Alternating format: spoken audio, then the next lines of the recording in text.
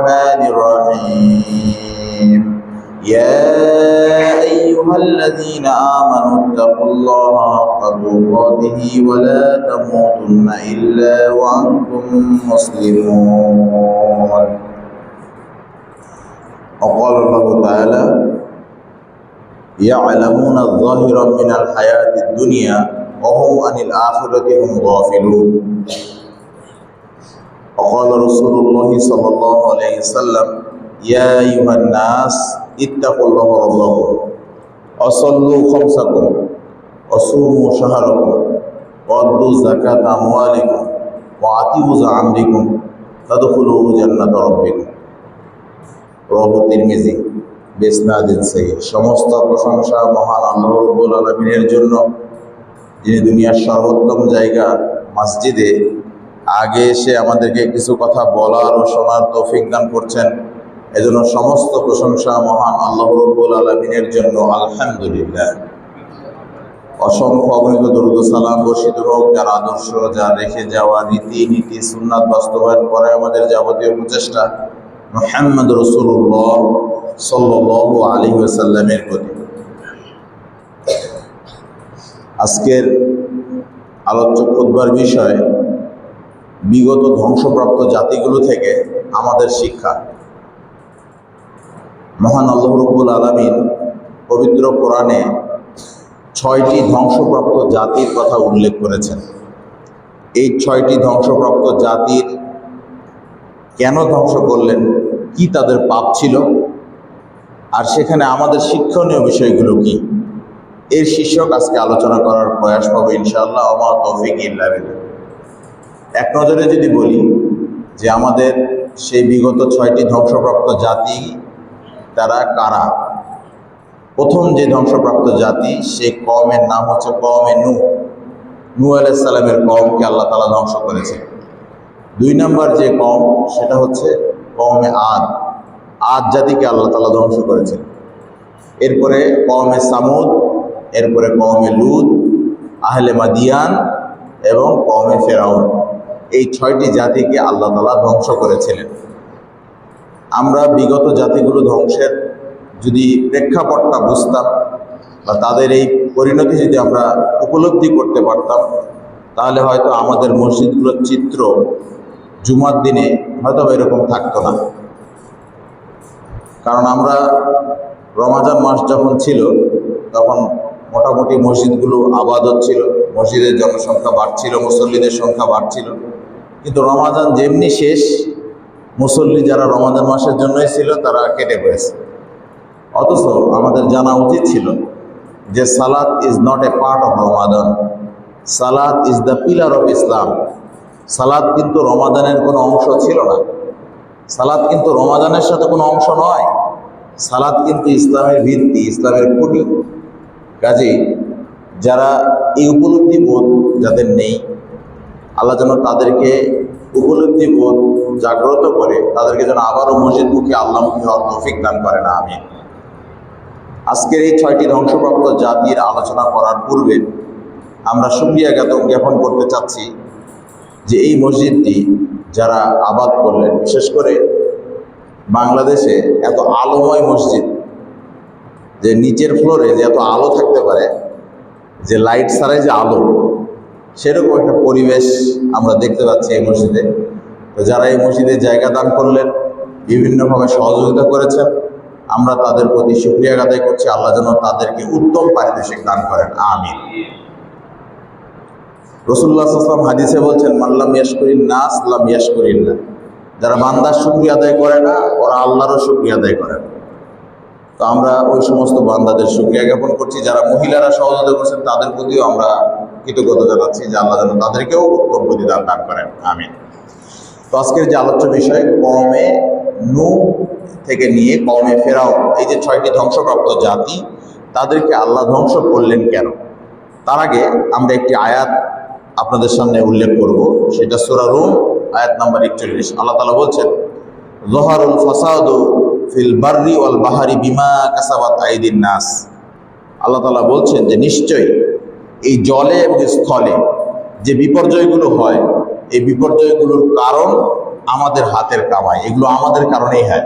বিমা কাসাবাত আইদিন নাস, এগুলো আমাদের কারণেই আল্লাহ তাআলা এই ফাসাদগুলো, বিপর্যয়গুলো আমাদের সামনে নিয়ে আসেন। তার মানে দুনিয়াতে যত ফিতনা ফাসাদ হচ্ছে, যত বিপর্যয় হচ্ছে, এই বিপর্যয়গুলো আমরা যারা মানুষ, আমরাই টেনে নিয়ে আসতেছি আমাদের কর্মের কারণে। এটা আল্লাহ তাআলা সূরা রোমের 41 নম্বর আয়াতে বলছেন। এবার আমরা 6টি ধ্বংসপ্রাপ্ত জাতি সম্পর্কে আপনাদেরকে একটু ধারণা দেওয়ার চেষ্টা করব। যেহেতু খুতবার সময় থাকে সংক্ষিপ্ত, কাজে আপনাদেরকেও সংক্ষিপ্তভাবেই বলছি। আপনারা জাস্ট হৃদয়ে দিয়ে উপলব্ধি করতে পারলে ইনশাআল্লাহ আশা করি এখান থেকে কিছু বোধগম্য হবে। তো কওমে নূহকে আল্লাহ তাআলা পথভ্রষ্ট কেন করলেন? জেনে রাখা আবশ্যক যে নূহ আলাইহিস সালামের কওমের লোকেরাই সর্বপ্রথম মূর্তি পূজার শিরক, অর্থাৎ শিরক এর আগে কেউ করেনি। অর্থাৎ নূহ আলাইহিস সালামের কওমের আগে কোনো কওমের মাধ্যমে মূর্তি পূজার শিরক ছিল না। নূহ আলাইহিস সালামের কওমের লোকেরাই সর্বপ্রথম এই মূর্তি পূজার শিরক করেছিল। কিভাবে তারা করল? কারণ তাদের সময় যারা নেককার মানুষ ছিল তাদের মধ্যে 5 জন, যাদের নাম ওয়াদ, সুয়া, ইয়াগুস, ইয়াউক ও নাসর। এই 5 জন খুব ভালো মানুষ ছিল। এই ভালো মানুষ যখন মারা গেল, তখন নূহ আলাইহিস সালামের কওমের লোকজন ভাবলেন যে লোকগুলো তো নাই, এরাই তো আমাদেরকে রবের সন্ধান দিত, তো আজকে তো তারা মারা গেছে, তাহলে আমাদের কি করতে হবে? তখন শয়তান এসে ধোঁকা দিল, যে তাদেরকে বললো যে তোমরা তাদের মূর্তি বানাও, মূর্তি বানালে তোমরা তাদেরকে দেখতে পাবে, আর যখন তাদেরকে তোমরা দেখতে পাবে তখন তোমরা আবার সেই রবের কথা মনে হবে, তখন তোমরা রবকে ডাকবে। এভাবে প্রথম মূর্তি বানার একটা প্রক্রিয়া তৈরি হয়ে গেল। যখন মূর্তি বানা হয়ে গেল, তখন জনগণ ভাবলো যে আল্লাহর কাছে আর চাওয়ার কি দরকার, মূর্তি তো আমাদের সামনেই আছে। তখন মানুষ মূর্তির কাছেই মাথা নত করলো, মূর্তির কাছে চাওয়া শুরু করলো। তো নূহ আলাইহিস সালাম প্রায় 950 বছর যাবৎ এদেরকে নানাভাবে বললেন যে তোমরা এই জড়বস্তুর ইবাদত করো না, বরং এই সমগ্র জড়বস্তু সহ যে মানব সৃষ্টিকর্তা যিনি মহান আল্লাহ, তার ইবাদত করো। জনগণ তার কথা মানলো না, এমনকি তার ছেলেও তার কথা মানলো না। সবাই মূর্তি পূজারী হয়ে গেল। ফলে নূহ আলাইহিস সালামকে একদিন আল্লাহ তাআলা বললেন, তুমি আমার চোখের সামনে নৌকা বানাও। তখন এই কিস্তি বানালেন, নৌকা বানালেন। নূহ আলাইহিস সালাম নৌকা যখন বানাচ্ছিলেন, তখন তার স্বজাতির লোকেরা তাকে টিটকারি করছিল, বলছিল যে এখানে কোনোদিন বন্যাই হয় নাই, আর তুমি এই মরুভূমির মধ্যে কোনো বন্যা নাই, কিছুই নাই, পানি নাই, আর তুমি এখানে নৌকা বানাচ্ছ। ঠিক তেমনি যেমন এখন যারা আমরা ইসলাম মেনে চলি, যারা আমরা ইসলামকে মানার চেষ্টা করি, আমাদেরকে নিয়েও কিন্তু এক শ্রেণীর মানুষ টিটকারি করে। এদের কোনো কাজ নেই, মৌলবী মানুষ, খালি এসে বলবে নামাজ পড়ো, সিয়াম পালন করো, দান সদাকা করো, এই কথা আমাদেরকে নিয়েও কিন্তু এক শ্রেণীর লোকরা টিটকারি করে। তারা মনে করে যে দুনিয়া কিছু অর্জন না করতে পারলে মনে হয় কিছুই অর্জন হলো না। ওরাও ঠিক তাই বুঝেছিল যে আল্লাহর ইবাদত বন্দেগী, আল্লাহর দিকে ফিরে আসা, তার চেয়ে বরং দুনিয়া কামাই করি, এটাই তো আমাদের জন্য ভালো। তখন যখন তারা মানলই না শেষ পর্যন্ত, তখন আল্লাহর হুকুমে আল্লাহ তাআলা তাদেরকে এমন এক প্লাবনে ধ্বংস করলেন, এমন এক বন্যা দিলেন, যে বন্যায় সমস্ত লোকরা ভেসে গেল। ওই কিস্তিতে যারা বেঁচেছিল, যারা উঠেছিল, তারা ব্যতীত। তাহলে দ্বারা বোঝা গেল সেই মূর্তি পূজার শিরক কি এখন আমাদের মাঝে নাই? আমাদের মাঝেও কিন্তু সেই মূর্তি পূজার শিরক আছে। এই বিষয়ে যদি আপনাদেরকে আমরা একটু সংক্ষিপ্ত ধারণা দেওয়ার চেষ্টা করি যে রাসূলুল্লাহ সাল্লাল্লাহু আলাইহি ওয়াসাল্লাম কি বলছেন হাদিসে, এবং পবিত্র কোরআনে আল্লাহ তাআলা কি বলছেন। আল্লাহ তাআলা বলছেন সূরা হজ 22 নম্বর সূরা 30 নম্বর আয়াত, আল্লাহ বলছেন ফাস্তানিবুর রিজসা মিনাল আওসান। আল্লাহ তাআলা বলছেন যে তোমরা দূরে থাকো মূর্তি পূজার, মানে মূর্তি পূজার অপবিত্রতা থেকে। আল্লাহ তাআলা বলছেন সূরা হজের 22 নম্বর সূরা 30 নম্বর আয়াত, আল্লাহ বলছেন তোমরা দূরে থাকো মূর্তি পূজার অপবিত্রতা থেকে। কারণ এই পাপটা সর্বপ্রথম ধ্বংসপ্রাপ্ত জাতি নূহ আলাইহিস সালামের কওমের লোকেরা করেছে। তাহলে আজকে দেখেন, আজকে আমরা দেখতে পাচ্ছি যে আমাদের সমাজে স্কুল কলেজ থেকে শুরু করে বিভিন্ন আয়োজনগুলোতেও এখন কিন্তু মূর্তির ছড়াছড়ি। মানুষ মূর্তি বানাচ্ছে, এই মূর্তিকেই সে একটা কল্যাণের মাপকাঠি মনে করছে। অথচ রাসূলুল্লাহ সাল্লাল্লাহু আলাইহি ওয়াসাল্লাম তিনি বলছেন, এক হাদিসে তিনি বলছেন, যে হাদিসটি আপনারা পাবেন আবু দাউদ 4252 নম্বর হাদিসে। রাসূলুল্লাহ সাল্লাল্লাহু আলাইহি ওয়াসাল্লাম বলছেন যে ওয়ালা তাকুমুস সাআত, কিয়ামত ততদিন পর্যন্ত হবে না। রাসূলুল্লাহ সাল্লাল্লাহু আলাইহি ওয়াসাল্লাম বলছেন যে কিয়ামত ততদিন পর্যন্ত হবে না হাত্তা তালহাক কবাইলু মিন উম্মতি বিল মুশরিকিন, যতদিন পর্যন্ত আমার উম্মতের একদল মানুষ মুশরিকে পরিণত না হবে, শিরকি কর্মকাণ্ডে লিপ্ত না হওয়া পর্যন্ত কিয়ামত হবে না। এটা আল্লাহ রাসূল বললেন। এরপরেই বলছেন ওয়াহাত্তা তা'বুদু কবাইলু মিন উম্মাতিল আওসান, এবং উম্মতের আরেক দল মানুষ যারা মূর্তি পূজা শিরকে লিপ্ত না হবে ততদিন পর্যন্ত কিয়ামত হবে। তাহলে বোঝা যাচ্ছে যে কিয়ামতের লক্ষণ হচ্ছে যে মূর্তি পূজার সাথে জড়িয়ে যাওয়া, মূর্তি পূজা করা।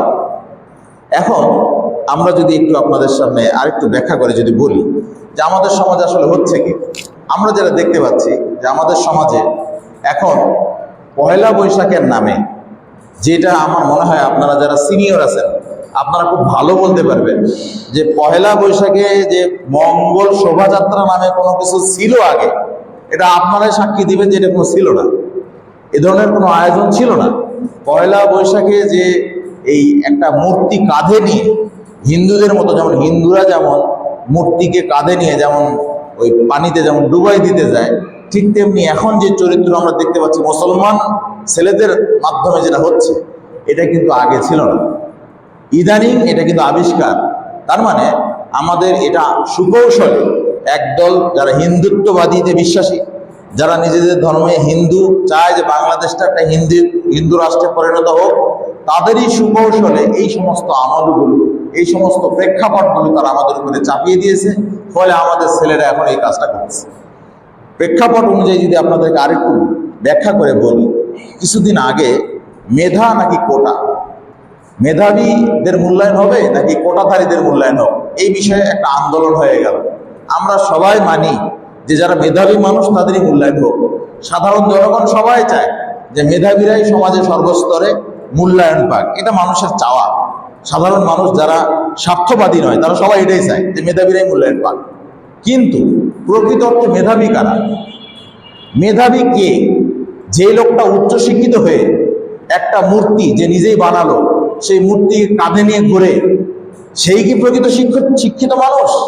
নাকি শিক্ষিত মানুষ সে যে আল্লাহকে চিনতে পেরেছে এবং আল্লাহকে চিনতে পেরে সে আল্লাহর ইবাদত ব্যতীত অন্য কারো ইবাদত করে না, যেটা আমরা প্রতিদিন যে সূরা ফাতিহার মধ্যে বলি ইয়্যাকা না'বুদু, হে আল্লাহ আমরা শুধুমাত্র তোমারই ইবাদত বন্দেগী করি। তার মানে কি অন্য কারো ইবাদত বন্দেগী করি না। তাহলে শুধুমাত্র আল্লাহরই ইবাদত বন্দেগী করি, এর গুরুত্ব হচ্ছে এই যে আমি অন্য কারো কাছে মাথা নত করি না। এই যে মেসেজটা, এই মেসেজটা কিন্তু আজকে আমাদের মাঝে ভুল বোঝানো হচ্ছে। তাহলে আমরা বলবো প্রকৃত অর্থে মেধাবীকে যেই ছেলেটা, এখানে আমরা বলবো যে একটা যদি এই কাথরা এলাকার একজন যদি কৃষক, একটা মুচি, একটা মেথর, সে যদি উচ্চ শিক্ষিত নাও হয় দুনিয়ার দৃষ্টিকোণ থেকে, কিন্তু সে যদি তার রবকে চিনতে পারে, সে যদি ইসলামকে চিনতে পারে, সে যদি মোহাম্মদ রাসূলুল্লাহ সাল্লাল্লাহু আলাইহি ওয়াসাল্লামের আদর্শকে চিনতে পারে, আমাদের দৃষ্টিতে, ইসলামের দৃষ্টিতে সেই সবচেয়ে শিক্ষিত মানুষ। পক্ষান্তরে আরেকজন ব্যক্তি যদি পৃথিবীর সমস্ত ডিগ্রি অর্জন করে আর সে যদি আল্লাহকে না চিনতে পারে, সে যদি ইসলামকে না জানে, ইসলামকে না বোঝে, মোহাম্মদ সাল্লাল্লাহু আলাইহি ওয়াসাল্লামের আদর্শকে না মানে, তাহলে ও যত বড়ই শিক্ষিত হোক না কেন, ইসলামের দৃষ্টিতে সে কিন্তু একটা গণ্ডগোল। কেন? কারণ সে প্রকৃত অর্থে রবকে চিনতে পারেনি। কাজে আমাদের আপনাদের সামনে আজকের এই বক্তব্যের এখানে যে বক্তব্য, সেটা হলো এই যে মূর্তি পূজার যে শিরক, এই শিরক থেকে যেন আমরা বেঁচে থাকতে পারি, আল্লাহ যেন আমাদের তৌফিক দান করে না। আমি কারণ এখানে মনে রাখতে হবে যে আমাদের ঘরে ঘরেও কিন্তু আজকে মূর্তি দিয়ে ছড়ে যাচ্ছে, ছোট ছোট পুতুল, ছোট ছোট বিভিন্ন কিছু আমরা কিন্তু বাধ্য হয়ে কিনে ফেলছি। অনেক সময় বাচ্চাদের আগ্রহের কারণে আমরা কিনে তাদেরকে দিচ্ছি। এগুলো থেকে কিন্তু আমাদেরকে বেঁচে থাকতে হবে। আল্লাহ তাআলা আমাদের সবাইকে এই মূর্তি পূজার শিরকি পাপ থেকে যেন বিরত থেকে আল্লাহর সামনে দাঁড়ানো, অর্থাৎ কবরে যাওয়ার জন্য তৌফিক দান করেন, আমিন ইয়া রাব্বুল আলামিন। এবার আমরা জানবো 2 নম্বর যে কওম, তাহলে এই কওমকে আল্লাহ তাআলা ধ্বংস করেছিলেন প্লাবনের মাধ্যমে। এবার জানবো 2 নম্বর যে কওমকে আল্লাহ তাআলা ধ্বংস করেছিলেন, সেই কওমের নাম হচ্ছে কওমে আদ। আদ জাতি, তার প্রতি নাজিল হয়েছিল হুদ আলাইহিস সালাম। হুদ আলাইহিস সালামকে আল্লাহ তাআলা নাজিল করেছিলেন আদ জাতির উপরে। এই আদ জাতির লোকদের একটা পাপ ছিল, তারা দেহ ছিল অনেক বড়, তারা বিশাল বিশাল মানে বিল্ডিং বাড়ি তৈরি করতেন। এই বিল্ডিং বাড়ি তৈরি করার সময় তারা অহংকারটা এমন পর্যায়ে ছিল তাদের যে তারা বলতেন মান আসাদ্দু মিন্না কুওয়া, আমাদের চেয়ে কি কোনো শক্তিশালী কেউ আছে? তাদের অহংকারটা এমন পর্যায়ে চলে গেছিল যে তারা উঁচু উঁচু বিল্ডিং করত আর নিজেরা মনে করত যে আমাদের চেয়েতে আর কি কোনো শক্তিশালী কেউ আছে পৃথিবীতে, আর কি কেউ আছে? এই যে তাদের এই অহংকারটা যখন এমন পর্যায়ে চলে গেল যে হুদ আলাইহিস সালাম তাদেরকে এত করে বললেন, তারপরে যখন তারা ফিরল না, তখন আল্লাহ তাআলা তাদেরকে এমন এক গজব দিলেন যে 3 বছর বৃষ্টিপাত বন্ধ রাখলেন। যখন বৃষ্টিপাত বন্ধ রাখলেন তাদের জন্য, তখন তারা অবশেষে আল্লাহর কাছে বৃষ্টি প্রার্থনা করার জন্য চেয়ে থাকলেন আকাশের দিকে। তখন আকাশ থেকে আল্লাহ তাআলা মেঘ থেকে যে বৃষ্টি হয়, এই বৃষ্টির পরিবর্তে তাদেরকে এমন এক অগ্নি বর্ষণ করলেন যে অগ্নি বর্ষণের মাধ্যমে তারা একবারে ধ্বংস হয়ে গেল। এবার আপনি বলেন, প্রথম যে পাপ কওমে নূহ, সেই নূহ আলাইহিস সালামের কওমের যে পাপ ছিল মূর্তি পূজার পাপ, সেটা আমাদের মাঝে আছে। 2 নাম্বার যে পাপ আমরা দেখলাম যে বড় বড় বিল্ডিং করা আর মুসলমান নেতাদের যে অহংকারী ভাব, এই ভাব কিন্তু এখন আমাদের মাঝে আছে। এখন মুসলমান বিশ্ব এখন বড় বড় বিল্ডিং এর প্রতিযোগিতায় নেমে গেছে। অথচ যে যত বড় বিল্ডিং করুক না কেন, যদি 1000 তলা বিল্ডিংও কেউ করে, সেও যদি মারা যায়, সে যদি মুসলিম হয়, তার থাকার জায়গায় কিন্তু মাটিরই নিছে। এটা কিন্তু চরম সত্য কথা। কাজেই আমরা যেন এরকম অহংকারী না হয়ে যাই। এটা কিন্তু কওমে আদের ধ্বংসের পিছনে এটাই কারণ ছিল, যে তাদের এই বড় বড় বিল্ডিং এবং এই যে অহংকারমূলক বাক্যগুলো ব্যবহার করা, এটা ছিল তাদের ধ্বংসের অন্যতম কারণ। 3 নাম্বার, কওমে সামুদ জাতিকে আল্লাহ তাআলা ধ্বংস করলেন। সামুদ জাতির প্রতি আল্লাহ তাআলা সালেহ আলাইহিস সালাম একজন নবীকে তিনি প্রেরণ করেছিলেন। এদের মধ্যেও ঠিক একই ধরনের অহংকার ছিল, কিন্তু এরা আবার আরেকটা অহংকার করতো, এরা আল্লাহর গজবকেই পাত্তা দিত না। এরা মনে করতো যে আল্লাহর গজব আমরা দেখে নেব। ওরা বলতো আমাদের চেয়ে কোনো শক্তিশালী কেউ নাই, আর এরা বলতো যে আমরা আল্লাহর গজবই ভয় পাই না। যখন সালেহ আলাইহিস সালাম তাদেরকে এত সুন্দরভাবে দাওয়াত দেওয়ার পরও যখন তারা মানল না, তখন আল্লাহ তাআলা তাদেরকে এমন এক ভূমিকম্প দিলেন, যেই ভূমিকম্পের কারণে তারা এমনভাবে শায়ী হয়ে গেলেন, মাটির ভিতরে এমনভাবে পুঁতে গেলেন যে আল্লাহ তাআলা বলছেন যে কানলাম ইয়াগনাউ ফিহা, যে এমনভাবে তাদেরকে আল্লাহ তাআলা ধ্বংস করে দিলেন যে ওখানে কোনো জাতিই ছিল না। তাদেরকে এমনভাবে মাটির ভিতরে ঢুকাই দিলেন যে ওখানে যে একজন বসবাসকারী জাতি ছিল, এটা কেউ টের পাবে না, কেউ গেলে বুঝতে পারবে না যেখানে কেউ বসবাস করতো। এভাবে আল্লাহ তাআলা কওমে সামুদকেও ধ্বংস করলেন। এবার আল্লাহ তাআলা যে আরেকটি কওম, যে কওম হচ্ছে কওমে লূত আলাইহিস সালামের কওম, এই লূত আলাইহিস সালামের কওমকে আল্লাহ তাআলা ধ্বংস করলেন। কিভাবে ধ্বংস করলেন? লূত আলাইহিস সালামের কওমের পাপ ছিল এমন যে লূত আলাইহিস সালামের লোকেরা ইতিপূর্বে কখনো একটি পাপ কেউ করেনি। এই ধরনের পাপ, তারা এমন এক পাপের আবিষ্কার করলেন যে পাপ ইতিপূর্বে কোনো জাতি করেনি। এরাই সর্বপ্রথম এই পাপ আবিষ্কার করলেন। সে পাপটা কি? সে পাপ হচ্ছে, আল্লাহ তাআলা নারী এবং পুরুষকে সৃষ্টি করেছেন দুজনের প্রয়োজনে, এবং নির্দিষ্ট একটি বিষয় আল্লাহ তাআলা বলেছেন, নিষেধ করে দিয়েছেন, যেটা মুসলমানদের জন্য এটা করা যাবে না, বা মানুষের জন্য এটা হারাম। কিন্তু এই হারাম কাজটাই, তার নারী এবং পুরুষ জেনা করার যে পাপ, এই পাপটা কিন্তু লূত আলাইহিস সালামের কওম শুরু করল। আমি আপনাদেরকে একটু তথ্য দিয়ে যাই। আজকে সারা বাংলাদেশে আজকে আমাদের ধর্ষণ নিয়ে কিন্তু সবাই পেরেশান। ধর্ষণের সংখ্যা বেড়ে যাচ্ছে, ঘরের মধ্যেও ধর্ষণ শুরু হয়ে গেছে। আগে কিন্তু এমন হতো যে পারিবারিকভাবে পরিবারের লোকজন, বাবা একটা মেয়েকে কুদৃষ্টিতে তাকাবে, এটা কল্পনাই করা যাচ্ছিল না। কিন্তু এখন এই সমস্ত চিন্তা ভাবনা কোথা থেকে আসছে? নিজের সন্তানের প্রতি, নিজের পরিবারের লোকদের প্রতি এই চিন্তাটা কে দিল? এই চিন্তাটা আসলো কোথা থেকে? মানুষ পাপ করার আগে চিন্তাটা হয়, তারপর না পাপ করে। এই চিন্তা কোত্থেকে আসে? এই চিন্তাটা ইহুদি খ্রিস্টানদের যে পর্নোগ্রাফি, তার একটা রিপোর্ট দেখলাম যে তারা যত ধরনের মানুষকে যত ধরনের চেঞ্জ করা যায়, যুবক যুবতী, বয়স্ক যুবতী, বয়স্ক মহিলা, যুবক পুরুষ, এভাবে যত ধরনের ট্রাই করা যায় মানুষের আকর্ষণ সৃষ্টি করতে করতে করতে করতে যখন মানুষের আকর্ষণ শেষ হয়ে গেছে, তখন এবার পুরুষের নারীর সাথে জেনা করার যেই পাপটা ছিল কওমে লূত আলাইহিস সালামের, সেই কওমের পাপ আজকে আমাদের সমাজে, আমাদের মধ্যে ঢুকে গেছে। যে পাপটা আপনারা মাঝে মাঝে পেপার পত্রিকায় দেখতে পাচ্ছেন, তাহলে এই পাপটাও কিন্তু আমাদের মাঝে আমরা লক্ষ্য করছি। যখন এই পাপ যখন এমন প্রকট আকার ধারণ করলো যে লূত আলাইহিস সালাম যখন বারবার তাদেরকে সতর্ক করার পর তারা যখন মানলো না, তখন আল্লাহ তাআলা তাদেরকে এমন ভাবে ধ্বংস করলেন যে তাদেরকে প্রথমে উপরে নিয়ে গেলেন, উপরে তাদের উল্টায় দিলেন। যেহেতু তাদের পাপটা ছিল উল্টা, এই জন্য তাদেরকে উল্টা করে এমন ভাবে মাটিতে পুঁতে দিলেন যে আল্লাহ তাআলা বলছেন যে তাদেরকেও আল্লাহ তাআলা এমন ভাবে ধসে দিলেন যে মনে হয় যেন তাদের ওখানে কোনো জাতি বসবাস করত, ওখানে কোনো জাতি বসবাসকারীই ছিল না। এভাবে কওমে লূতকেও আল্লাহ তাআলা ধ্বংস করে দিলেন। এবার আর যে 5 নাম্বার যে কওম আহলে মাদিয়ান, তাহলে বোঝা যাচ্ছে যে ওই পাপটা আমাদের মাঝে আছে, লূত আলাইহিস সালামের কওমের পাপও আমাদের মধ্যে আছে। এবার আসেন আহলে মাদিয়ান। আহলে মাদিয়ান একটা জাতি ছিল যেই জাতির উপরে আল্লাহ তাআলা শুআয়ব আলাইহিস সালামকে প্রেরণ করেছিলেন।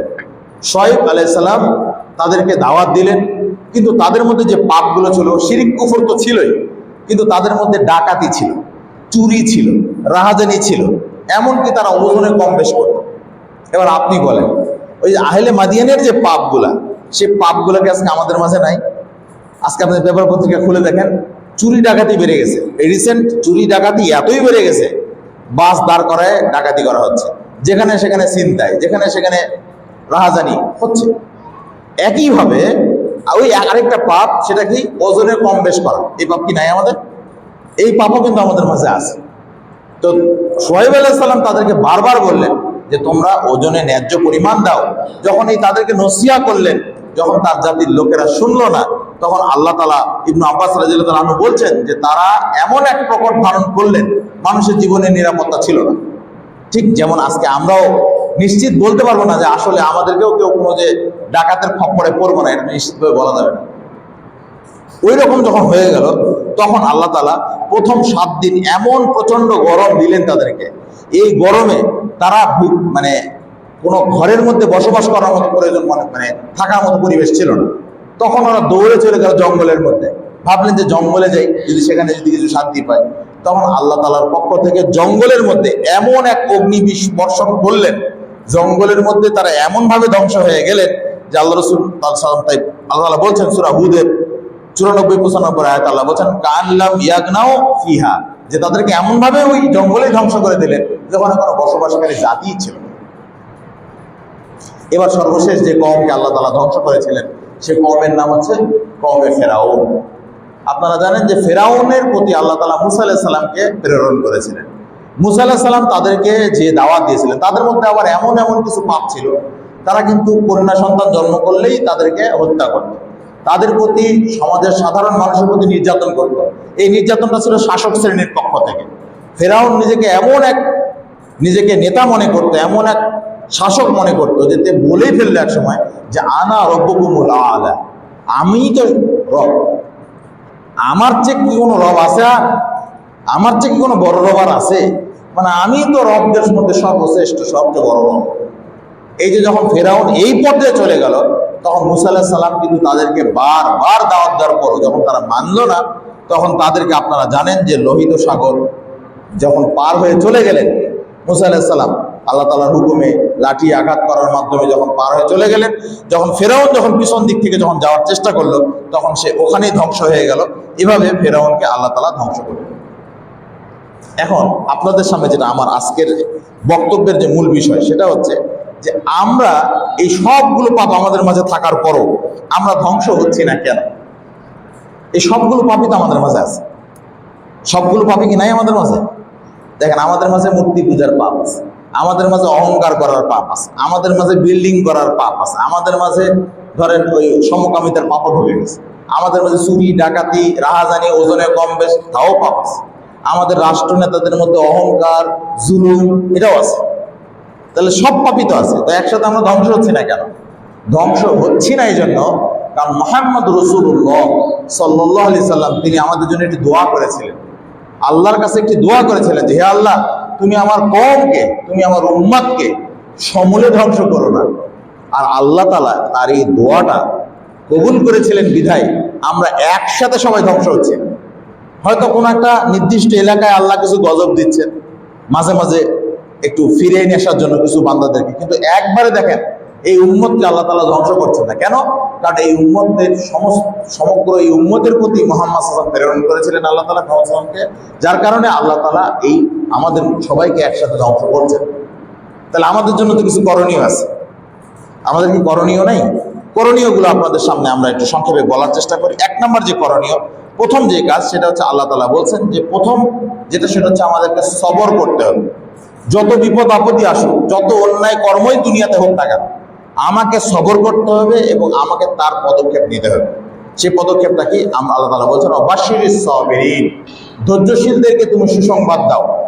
আল্লাহ তাআলা বলছেন সূরা বাকারা 155-156 নম্বর আয়াতে আল্লাহ বলছেন যে ধৈর্যশীলদেরকে তুমি সুসংবাদ দাও। কেন? আল্লাযীনা ইযা আসাবাতহুম মুসিবাতুন ক্বালু ইন্না লিল্লাহি ওয়া ইন্না ইলাইহি রাজিউন। কারণ আল্লাহ তাআলা বলছেন যখন মুমিন বান্দাদের প্রতি, ধৈর্যশীলদের প্রতি যখন কোনো বিপদ আপদ আসে, যখন কোনো বিপদ মুসিবত আসে, তখন তারা বলে ইন্না লিল্লাহি, নিশ্চয়ই সবকিছু আল্লাহর জন্য, ওয়া ইন্না ইলাইহি রাজিউন, আর আমরা সবাই কার কাছে ফিরে যাব? আমরা সবাই আল্লাহর কাছেই ফিরে যাবো, এটা তারা বলে। কাজেই প্রথম যে কোনো বিপদ আপদে আমাদের প্রথম করণীয় হচ্ছে হতাশ হওয়া যাবে না, ঘাবড়ে যাওয়া যাবে না, আমাদেরকে ধৈর্যশীল হতে হবে, ধৈর্য ধারণ করতে হবে। আজকে ফিলিস্তিনের গাজায় ইসরায়েল কর্তৃক যে হামলা হচ্ছে, এই হামলায় কিন্তু মুসলমানদেরকে যেভাবে তারা মারছে, এতে নিঃসন্দেহে আমাদের কষ্ট লাগছে, নিঃসন্দেহে আমরা কষ্ট পাচ্ছিও বটে। তবে আমাদের জন্য করণীয় হলো এই যে আমরা যেন হতাশ না হয়ে যাই, আমরা যেন তাদের জন্য দোয়া করতে না ভুলে যাই, আমরা যেন তার জন্য সাহায্য সহযোগিতা করতে ভুলে না যাই। যার যার যেখান থেকে সাহায্য করার সুযোগ আছে করব, দোয়া করতে যেন ভুলে না যায়, এটা তো আমাদের করার সুযোগ আছে। হতাশ হয়ে শুধু কান্নাকাটি করে গেলাম আর অস্থির হয়ে গেলাম, তাহলে কোনো কিছু হলো? তাহলে তো কোনো কিছু হলো না। কাজেই আমাদের ধৈর্যশীল হতে হবে। 2 নম্বর হচ্ছে বিপদ থেকে শিক্ষা গ্রহণ করতে হবে। আল্লাহ তাআলা বলছেন ফাতাবিরু ইয়া উলিল আবসার, হে চক্ষুমান যাদের তোমাদের চোখ আছে, তোমরা এগুলো থেকে শিক্ষা গ্রহণ করো। সূরা হাসর 2 নম্বর আয়াত। আসুন আমরা সবাই আজকের যে এই 6টি ধ্বংসপ্রাপ্ত জাতির যে পাপগুলো আছে, এই পাপগুলো যেন আমাদের জীবনে না আসে, আমরা যেন এই পাপগুলো থেকে বেঁচে থাকতে পারি। আল্লাহ যেন আমাদের সবাইকে তৌফিক দান করেন, আমিন। পাশাপাশি আমরা যেন এই পাপগুলো থেকে শিক্ষা গ্রহণ করে আমরা যেন আমাদের পরিবার সমাজকেও যেন সাধ্যমতো সতর্ক করার চেষ্টা করি, আল্লাহ যেন সে তৌফিক দান করেন, আমিন। 3 নম্বর, আসলে আমরা নিজ নিজ পাপ কর্ম থেকে যে পাপ কর্মগুলো আমরা করে যাই, এটা কিন্তু আমরা নিজেরাই বলতে পারবো। কে কোন পাপের সাথে জড়িত আছি বিবেক তো নাড়া দেয় না, বিবেক তো বলে যে কাজটা আমার ঠিক হচ্ছে না। কাজে আসুন না আজকে এমন একটা পরিবেশ আমরা সৃষ্টি করি যে প্রত্যেকেই যে পাপ করি সে পাপগুলো থেকে আমরা নিজেদের পরহেজ করি, নিজেদের পাপ থেকে তওবা করি। পাপ থেকে তওবা করলে কি হয় দেখুন, রাসূলুল্লাহ সাল্লাল্লাহু আলাইহি ওয়াসাল্লাম ইবনু মাজার হাদিস, রাসূল বলছেন আত-তাইবু মিনাজ যামবি কামা লা যামবা লাহু, তওবাকারী ব্যক্তি এমন ব্যক্তির মতো যে কোনো পাপই করে। সুবহানাল্লাহ। তার মানে কেউ যদি প্রকৃত অর্থে তওবা করে, সে ব্যক্তি এমন ব্যক্তির মতো হয়ে যায়, সে কোনো পাপই করে না। তাহলে মানে কি তওবাটা তওবার মতো হতে হবে।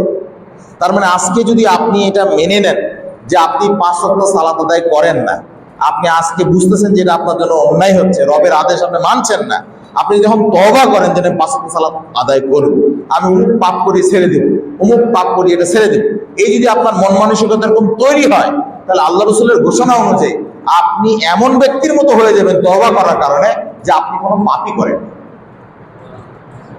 2 নম্বর বিষয় হচ্ছে যে আমরা যদি কোনো পাপ কাজের নিয়ত আমাদের থেকে থাকে, অনেক সময় হয় না যে একটা পাপ কাজের নিয়ত করে বসে আছি, যদি এই পাপ কাজের নিয়ত করা সত্ত্বেও আমরা যে সাথে ফিরে আসি, তার আগে একটা হাদিসে কুদসি বলি। হাদিসে কুদসিতে যখন কোনো মুমিন বান্দা ভালো কোনো কাজ করার নিয়ত করে, ধরেন একটা কাজ ভালো কাজ করবে, যে নিয়ত করবে, আল্লাহ তাআলা সাথে সাথে ফেরেশতাকে বলে যে তুমি তার জন্য নেকি লেখো। অথচ ব্যক্তি কিন্তু কাজটা করেইনি, শুধু ভালো কাজের নিয়ত করছে তাই। আর যখন ওই ব্যক্তি কোনো খারাপ কাজের নিয়ত করে, তখনও কিন্তু ফেরেশতা খারাপ কাজের জন্য পাপ লিখতে চান, তখন আল্লাহ তাআলা ফেরেশতাদেরকে নিষেধ করে যে তোমরা এই পাপ কাজটা লিখো না। হতে পারে ওই বান্দা ওই পাপ থেকে ফিরে আসবে, পাপটা হয়তো করবে না, নিয়ত করছে কিন্তু করবে না। তাহলে এখানে আমরা জানলাম এই হাদিসে কুদসি থেকে যে পাপ কাজটা আল্লাহ তাআলা নিষেধ করেন লিখতে, যদি কেউ নিয়ত করে তাহলে। কিন্তু যদি ওই পাপ কাজটা সে না করে, নিয়ত আছে কিন্তু পাপ কাজ সে করলো না, তাহলে তার জন্য কি প্রতিদান আছে দেখুন। রাসূল বলছেন যে ওমান হাম্মা বিসাইয়্যাতিন ফালা ইয়ামালহা, যদি কোনো ব্যক্তি কোনো পাপ কাজের নিয়ত করে অথচ সে পাপ কাজটা সে করলো না, পাপ কাজের নিয়ত করছে বটে কিন্তু সে পাপ কাজটা করে নাই, তাহলে আল্লাহ রাসূল সাল্লাল্লাহু আলাইহি ওয়াসাল্লাম বলছেন যে কাতাবাল্লাহু লাহু ইনদাহু হাসানাতান কামিলাতান। তাহলে এই পাপ কাজটা নিয়ত করার পরে না করার কারণে আল্লাহ তাআলা তাকে পরিপূর্ণ নেকি দান করেন। যদিও সে পাপ কাজ নিয়ত করছে, যেহেতু সে পাপ কাজটা করলো না, এই জন্য আল্লাহ রাসূল বলছেন, সহিহ বুখারী 6491 নম্বর হাদিস, রাসূল বলছেন এই কারণে আল্লাহ তাআলা তাকে নেকি দান করেন। তাহলে দেখেন, আমরা কিন্তু অনেক পাপ কাজ যদি আমাদের থেকে থাকে ভিতরে, আমরা যদি ফিরে আসি, এখন যদি নিয়ত করি যে আমি করবো না এই কাজ, তাহলে এই যে পাপ কাজ থেকে ফেরার জন্য আমি নেকি পেয়ে যাবো। সুবহানাল্লাহ। আসুন আমরা বেশি বেশি এই সমস্ত পাপ কাজ থেকে ফিরে আসার তৌফিক যেন আল্লাহ আমাদের দান করেন, আমিন ইয়া রাব্বাল আলামিন। সর্বশেষ যেটা, সেটা হচ্ছে বিপদগ্রস্ত, আমাদের শিক্ষণীয় বিষয় বলছি। সর্বশেষ যেটা, শুধু বিপদগ্রস্ত ও অভাবগ্রস্ত যারা আছে সেসব মানুষের পাশে দাঁড়ানো। যেমন আজকে আমরা যদি বলি যে ফিলিস্তিনের ঘরবাড়ি সব ভেঙে গেছে, মানে ফিলিস্তিনের গাজায় যারা বসবাস করতে, তাদের ঘরবাড়ি সব ভেঙে গেছে, তাদের এখন জীবন মানে পানি পান করবে কোথায় তার জায়গা নেই, কারণ সব তো স্তূপ হয়ে আছে, মরুভূমির মতো হয়ে গেছে, বাড়ি ঘর সব ভেঙে সব শেষ। তারা এখন কোথায় পানি পাবে তার জন্য ছোটাছুটি করছে, কোথায় খাবার পাবে ছোটাছুটি করছে। তাদের বাড়িঘর সবই ছিল, তারা ওরকম পর্যায়ে ছিল না, কিন্তু আজকে তাদের এই অবস্থা। এখন আমরা যদি মুসলিম ভাই হয়ে বাংলাদেশে নিরাপদে আসি, আর যদি ভাবি যে আমরা তো বেশ ভালোই আছি, তাহলে কি আমাদের তাদের সাথে কি ন্যায় কিছু করা হলো? আমাদের জন্য তখন আমাদের কিছু ন্যায় কিছু করা হবে যখন আমরা তাদের জন্য কিছু করতে পারবো। আমাদের এই টাকা পয়সা যদি তাদের জন্য যদি এক গ্লাস পানির বোতলও যদি আমরা দিতে পারি, এটাও কিন্তু একটা মনের সান্ত্বনা নয়? এটা তো একটা মনের সান্ত্বনা যে না, আমার এই টাকা দিয়ে একটা ভাই অন্তত এক গ্লাস পানি তো পান করতে পারছে। রাসূলুল্লাহ সাল্লাল্লাহু আলাইহি ওয়াসাল্লাম বলছেন হাদিসে, সহিহ বুখারী 7376 নম্বর হাদিস, রাসূল বলছেন যে লা ইয়ারহামুল্লাহ মাল্লা ইয়ারহামুন নাস, যারা বান্দার প্রতি রহম করে না, আল্লাহ তাদের প্রতি রহম করেন। তাহলে দেখেন, যদি বান্দার প্রতি আমরা রহম না করি, দয়াশীল না হই, তাহলে আল্লাহ কিন্তু আমাদের প্রতি দয়া করবেন না। কাজে আসুন আমরা সাধ্যমতো ফিলিস্তিনের গাজাবাসীর জন্য আমরা সাধ্যমতো এখান থেকে সহযোগিতার হাত বাড়িয়ে দেব। আপনারা আমাদেরকে যারা চেনেন তারা তো জানেনই, আর যারা চেনেন না তাদেরকে আমরা বলতে চাই যে আমাদের বিশেষ করে রাজশাহী মার্কাজের বেশ কিছু ছেলে ফিলিস্তিনের মিশরের আজহার বিশ্ববিদ্যালয়ে পড়ালেখা করার কারণে তাদের মাধ্যমে কিন্তু আমরা ফিলিস্তিন ইতিমধ্যেই কয়েক দফা ত্রাণ কিন্তু পাঠাতে সক্ষম হয়েছে, আলহামদুলিল্লাহ। এখনো ত্রাণ কার্যক্রম সংগ্রহের কাজ চলমান আছে। আপনারা যারা মনে করেন যে আপনারাও এই অংশগ্রহণ করতে চান এই কাজে, আপনারা সেখানে অংশগ্রহণ করতে পারেন। রাসূল আরেক হাদিসে বলছেন, মান কানা ফি হাজাতি আখিহি কানা আল্লাহু ফি হাজাতি। আল্লাহ রাসূল বলছেন যে যে ব্যক্তি দুনিয়াতে কোনো তার মুমিন ভাইয়ের অভাব দূর করবেন, আল্লাহ তাআলাও কাল কিয়ামতের মাঠে তার অভাব দূর করবেন। সুবহানাল্লাহ। তাহলে দেখেন, কিয়ামতের দিন আমাদের অভাব কি? কিয়ামতের দিন আমাদের অভাব তো জান্নাত পাওয়া। জান্নাত না পাওয়াটা আমাদের সবচেয়ে বড় অভাব। তাহলে যদি কিয়ামতের দিন, তাহলে আমরা আমাদের অভাব যেটা থাকবে আল্লাহ তাআলা সেটা আমাদেরকে পূরণ করবেন। আসুন তাই আমরা সবাই আপনাদের সামনে বললাম যে এই বিষয়গুলো যেন আল্লাহ আমাদের সবাইকে শিক্ষা অর্জন করে যেন জীবনযাপন করার তৌফিক দান করেন, আমিন ইয়া রাব্বুল আলামিন। পাশাপাশি আমরা আপনাদের সবার উদ্দেশ্যে বলতে চাই যে আমরা সবাই যেন এই যে 6টি ধ্বংসপ্রাপ্ত জাতির যে কথাগুলো বললাম, এখান থেকে যেন আল্লাহ তাআলা আমাদের শিক্ষা গ্রহণ করার তৌফিক দান করেন, আমিন ইয়া রাব্বুল আলামিন। আকুলু কওলি হাযা আস্তাগফিরুল্লাহ।